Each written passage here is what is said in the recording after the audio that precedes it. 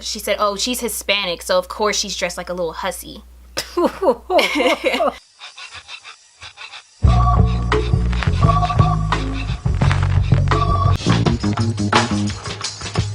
there she goes again, the dopest Ethiopian, and now the world around me think is moving in slow motion whenever she...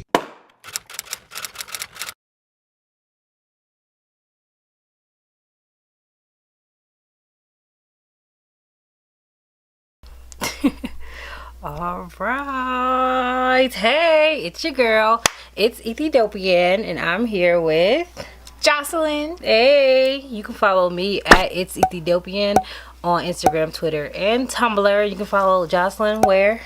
At Jazzy Baila, JOZZYBAILA. I'm putting the video.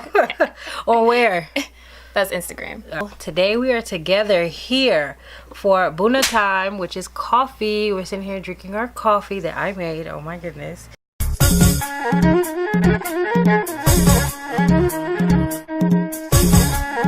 Like, yeah. Exactly. And the thing is, like, most of white America is racist. Because even if you don't have, I mean, nowadays, you don't have a racist white person out there in the open, like, whipping people or anything. You have white people that are undercover racist. Those are the ones you really have to watch out for. And those are the people that are in office. Yes, that are in powerful positions and that have been passed down to them from their fathers, their plantation owners, whatever. And they still have this mindset. And if they still view minorities as inferior in some type of way. Yeah. And it will come out in times of conflict. Because I've experienced this many times with white people that I know that when they meet me, they're like, nice to meet you. Hello. And then as I get to be around them more, they start saying things that are really offensive towards me or my race, or saying things about black people like around me. And you get to see their true colors, how they really feel about minorities. And they grow up with that mindset. So those are the white people you have to watch out for. Yeah. And I feel like with both of us, especially you, like, we're kind of racially ambiguous. So it's like with you can get away with a lot, and people will probably not recognize you as a minority, and they'll slip up and they'll open up some real stuff. Like, some people might not see me as African American, they maybe see me as Hispanic or something else, and that might end up slipping up, and it's just like, oh, hold up, you talking about black people? Okay. And then it's really, or they even forget, even if you tell them, sometimes they forget. They're just judging by what you look like or how you act in a certain way, and some conversations get real interesting. You have to check somebody. Yeah, that's like what happened to me at my last job, where I was actually around, all my coworkers were white. So, so they like, there were actually a few times where they would say racist or biased things right in front of me, and there were actually 3 times that a white person at my job said something racist about Latino people with me right there. And I feel like sometimes in that situations, I feel like, or it might be a combination of these things, they either just don't care or they forget that I'm Latino because they all knew that, or because they definitely knew that. Sometimes people don't know because I'm very fair. So, and then they also think because I'm articulate and I'm educated, I don't have degree. I don't have this Spanish accent or whatever. So they just kind of assume like, oh, she's white or she looks mixed. Like, to white people in their mind, they're like, oh, she's mixed, but she's mostly white. Right. So they'll say things like that. And that's what happened at my job. My last day at my last job, somebody said something about Latino people with me right there, and they were addressing me and somebody else, and I was like, right. Did you forget, like, exactly who I am? And then afterwards, she was like, I'm sorry. I thought about it afterwards that it was, Say what she said first. Okay, so go ahead, spill it all. There were some other things that they said, but one of the things this last time, we were looking at pictures of actors and stuff that were at the Oscars and their dresses and stuff. And she was going through all the pictures of these celebrities, and there was this Latina, I don't know who it was. She isn't somebody that's super famous, but she was wearing this dress, and she was like, oh, she's wearing this dress, and it's kind of risque. And she was like, she was like, she said, oh, she's Hispanic, so of course she's dressed like a little hussy. And I was like, I said, oh, wow, thanks. And then everybody turned and looked at me and was like, oh. Right. Oops. Oops. Let's rewind. And she turned around and she, like, everybody just got nervous. Like, all these white people were just like, ah! Like, inside they were like, ah! They were just standing there like, this is awkward. Right. And then they just continued about their day. And inside I was just like, right. Woosah. I didn't want to lash out or anything because they were clients that were there and stuff. So I was still trying to be professional, even though they weren't. So afterwards, a couple minutes later, she apologized to me and she was like, hey, Jaws, I'm sorry for that comment. I thought about it afterwards. And you're there. Right. Yeah. And she was like, but even my boyfriend, he's Latino. And he even has a cousin or something like that, and she dresses so risque and shows a lot. And we're like, stop it. And I was just like, yeah, you should have stopped at saying I'm sorry. You should have just stopped. You shouldn't have kept going. And I was like, when she said all that, I just stayed real quiet. I was just like, right. All I responded to was when she said I'm sorry, and that was it. I was just like, why? And then here's when, white people pull that card again. Like, I have a black friend, or I have a Latino buddy. And she was like, my boyfriend's Latino. And I was like, but you're talking about Latino people like this. And she made another comment before about Latino women. And this wasn't the first time. So I was like, and your boyfriend's Latino? Well, as soon as he dumps you, your boyfriend ain't Latino no more. Like, you ain't got nothing. So... Second of all, I think she forgot who she was speaking to. And I feel like what's done in the dark will come into the light. Yeah. Like, how you feel on the inside will eventually come out, whether subconsciously you've done with intention or not. It will be shown. And I honestly feel like that was her moment. And she wants to try to minimize it because you are Latina. Had you been a white person, she wouldn't have been back and apologized to no one. Did she apologize to anyone else in the office? No, she did not. So she's only feeling sorry because she was there, not for what she said. Yeah, just because I was there. Because she said, I thought about it afterwards and wasn't okay. I'm like, what about all those other times that you have said something that was wrong and whatever? You don't think about it afterwards. You really don't. She never thinks about it afterwards that this was wrong because she's around white people all the time. And I was the new employee there, the only person of there worked there that was of color. Everybody who worked there was white.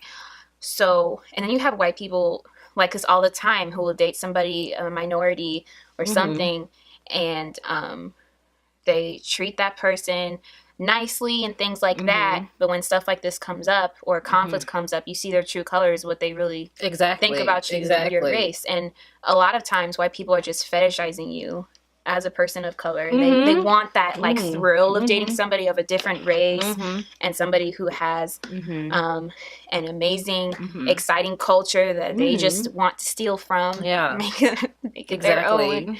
And there's a lot behind that fetishization, and just because a white person is attracted to you doesn't mean that they view you as equal. Yeah, I actually took a class on intersectionality, and we discussed how some, especially minority women, are viewed as animals. So some people, when they have this fetish, they are trying to conquer and animalize this woman and conquer this lion, or this, especially women who are deemed as sexy and all that. They see them as cats, and it's just a fetish. It's kind of weird, the fact that you're viewing a woman as an animal and you want to do things with the animal, that's disturbing, but whatever.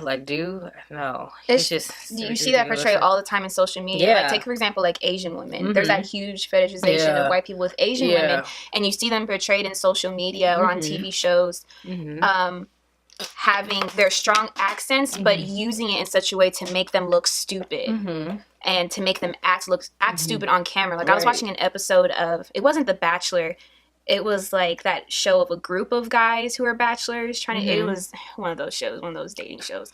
And they had one Asian girl on the show, one, and she had a very strong accent, but they made her act so stupid. Oh my God. So dumb. And she was using her hands to try to demonstrate as she was talking. She's like, huh, really ditzy, acting stupid.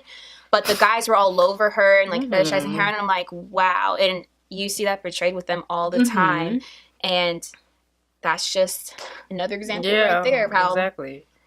To bring it back to Trump, like, I will never say, like, I'm glad Trump is president. No, I would never say that. But I am glad it is surfacing, like, people's true feelings. And I feel like we've only scratched the surface with some people. Like, before Trump, people viewed, or white people, colonizers, whatever, viewed minorities as crazy. Not just white people, actually. There have been other minorities. One of my friends, she's a minority. She thought until she experienced racism with me that racism was over. And it wasn't until she experienced it with me, she was just like, oh, shoot, this is still happening. And she was a minority herself. She wasn't black, but she was a minority. She's brown skinned, but like, it shows how bold people are. And I'll talk about that later. I'm going to do a story time on how I was racially discriminated from, I won't say the company, because it was basically, I was renting a truck inside of and they were using like a department store or a corner store or whatever, a market. And the person inside the market was like being really racist towards us. So it's just, I feel like Trump is giving everyone, all these people, an extra like push. They got a little confidence. Like, Trump is going to be there for them when they get this beat down. Like, no. Like, Trump is not going to come up out of nowhere. Like, you're only protected so far. Like, some people are Martin and some people are Malcolm. Like, you don't know who you're going to get. Like, you know what I mean? And there's a lot of Malcolms I'm seeing out here. So, keep playing if you want to, but you might end up with the wrong one. Right. At the same time, we millenniums are not our ancestors. Exactly. Okay? We will whoop you. Oh my God. But there was one time I wanted to mention, of course, this is right after President Trump, I want to say, got elected, I want to say it was during the summertime. I was driving in my car and I called Jocelyn right after this. I was driving in my car, minding my own business. Again, colonizers got to be always in your business. Like, when you're in your car, you in your car, like, doing your own thing. Like, I was vibing, listening to my music. It was a good day. It was a nice summer day. Windows was down. I was chilling. So I have like a dock in my car that holds my phone, and I was using my GPS. And I like already typed. I pulled up to a stoplight, and there was a colonizer man right next to me and me, and an ad popped up on I was using Waze, so sometimes ad pops up or asks you like a little question or whatever, and I literally tapped it and it was like, no, like, whatever. And then I can't remember the conversation verbatim, but he was just like, hey, what are you doing? And I'm just like, I'm thinking in my head, I don't know if I said it, I'm like, I'm minding my own business. He was like, what are you doing with your phone? I was like, I'm doing what I'm doing on my phone. Like, why does it matter? And then he goes, you're not supposed to be on your phone. And he called me a nigger B. And I was just like, and then he pulls off. Like, he don't even give me a chance to like respond. Like, the light had just turned green and he like guns it. And I was like, I know. You not in your right mind. You just call me an N-word and the B-word at the same time? No, I was like, so I started driving my car, and I was like, I called her, and of course, because my dad didn't answer his phone, so I'm like, all right, let me call you. And I was like, I'm gonna find him, and I'm gonna let him have it. Like, I was literally, I was pissed. Like, who are you to call me the N-word and then speed off? And I was just thinking in my mind, like, I wish I had something in my car or something. I need something to defend myself, because thank God, like, she calmed me down, because if I would have followed him, he could have shot me or something like that. It could have put me in a really compromising position. But that was like one of the few times that I've been called an N-word. I think I've been called an N-word twice.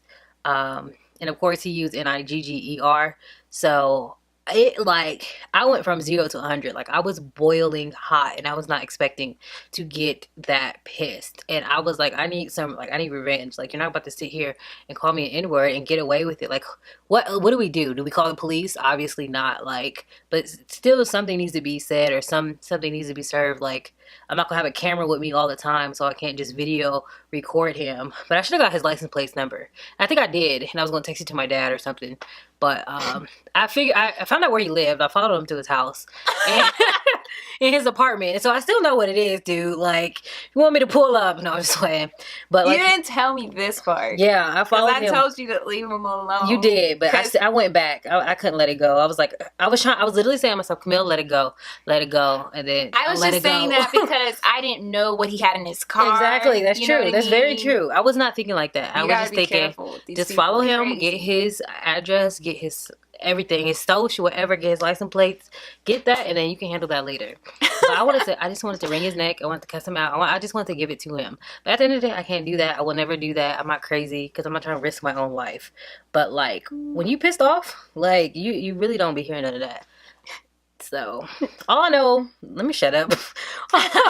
All I know, I will be getting my carry and conceal very soon. Not saying I'm going to shoot someone who called me an N-word, but if he drew a gun on me or something like that, I need to be able to protect myself. So I support that. I'm all for gun control. It needs to be like controlled, but I don't have any records. I don't have any priors. I'm mentally stable, so I feel like I'm in a position. This is a whole other. We're not even gonna get into it, but I need one. You know what I'm saying? Exactly, great. But yeah, that was and I feel like Trump's presidency definitely did play a role into that, because prior to that, I don't think I've ever, prior to his election, I had never been called an N-word to my face. I don't think so. Not here in the U.S. Yeah, Trump's made them feel a little more bold. And invincible. You know, yeah, invincible. Mm-hmm. Yeah, they think.